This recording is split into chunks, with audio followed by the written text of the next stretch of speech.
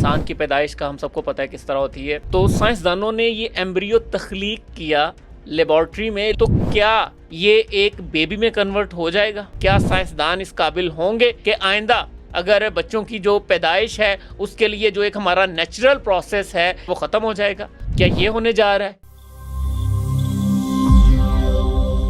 अस्सलाम वालेकुम जी, हंसलाम माद। और बड़ा एक अहम सा टॉपिक है। मेरी नज़र से ख़बर गुजरी कि साइंसदानों ने एक मसनूई एम्ब्रियो एक लैब में तैयार किया है। अब ये एम्ब्रियो क्या होता है, मैं बिल्कुल चौंक गया इस बात पे। और इंसानी एम्ब्रियो, एम्ब्रियो कहते हैं जब इंसान की पैदाइश का हम सबको पता है किस तरह होती है। जो हमारे मर्द का स्पर्म और औरत का बैदा मिलने से जो एक पहला गोश्त का लोथड़ा वजूद में आता है उसको एम्ब्रियो कहते हैं। तो साइंसदानों ने ये एम्ब्रियो तख्लीक किया लेबॉर्ट्री में, लेकिन इस मकसद के लिए जब वो एम्ब्रियो तख्लीक किया गया, स्पर्म या बैजा एग्स वगैरह यूज़ नहीं हुए, ना स्पर्म्स यूज़ हुए ना एग्स यूज़ हुए। और ये पूरा इस्तेमाल हुआ और वो उन्होंने बड़ी एक यानी कह लें कि एक रेशो में एक बड़ी मेहनत के साथ, ऑल्दो उनका जो सक्सेस रेट है वो 1% रहा, यानी 99% उनके जो सेल्स हैं जो उन्होंने लिए थे इस मकसद के लिए वो फेल हुए। लेकिन जस्ट 1% जो उनके सेल्स है वो, लेकिन एक 1% ने वो एक सेल क्रिएट किया।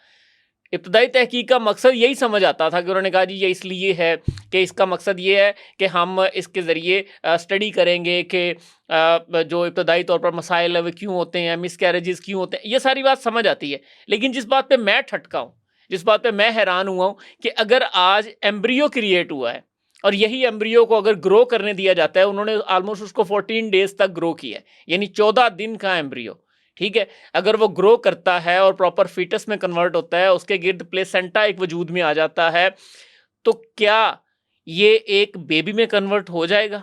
और यहाँ पे आके हमें सबको पता है कि इस्लाम में ये है कि अल्लाह ताला के हुक्म से जब एक फीटस 4 माह का होता है तो उसमें रूह फूंकी जाती है, तो क्या वो ज़िंदगी वजूद में आएगी?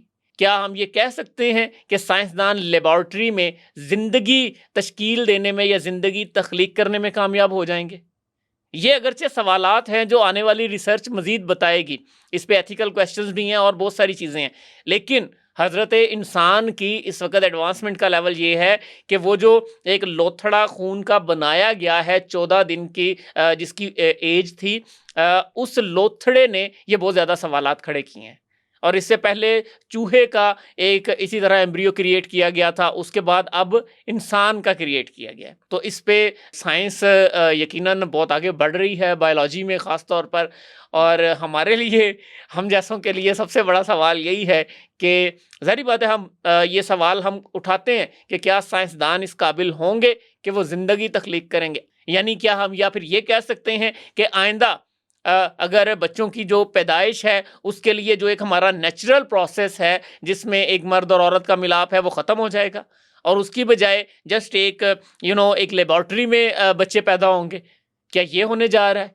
ये सवालात हैं जो जब ये रिसर्च मज़ीद आगे बढ़ेगी तो उस पर इंशाल्लाह उनके जवाबात मिलेंगे। और जैसे ही जवाब मिलेंगे मैं ज़रूर आपके साथ शेयर करूँगा कि क्या ये हमारा ईमान है। एक बात मैं क्लियर कर दूँ, ये हमारा ईमान है कि ज़िंदगी का खालिक अल्लाह ताला है। तो अब लेट्स सी क्या होता है आगे, और बच्चों की जो ख़ास तौर पर हेल्थ और बच्चों की जो तख्लीक वाला जो मामला है इसमें क्या होने जा रहा है।